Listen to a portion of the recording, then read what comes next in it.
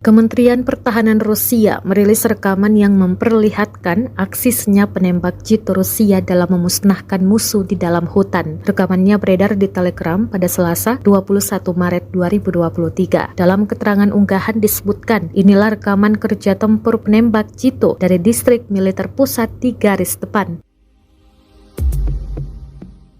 Penembak jitu Rusia secara diam-diam menghancurkan target dan tenaga prajurit Ukraina yang sangat penting mendukung serangan unit senapan dan tank bermotor. Tentara menghancurkan target pada jarak lebih dari 1000 meter. Dalam hal ini, mereka dibantu oleh pembidik 1P59 Hiperon baru.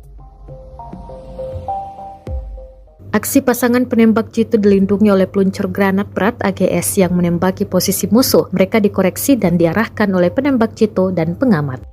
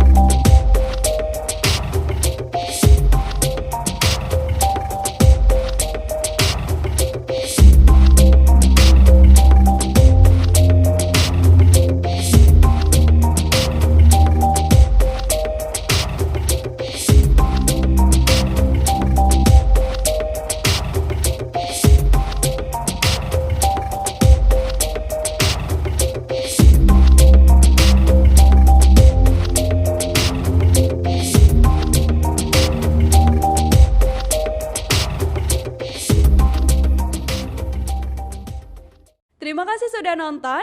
Jangan lupa like, subscribe, dan share ya.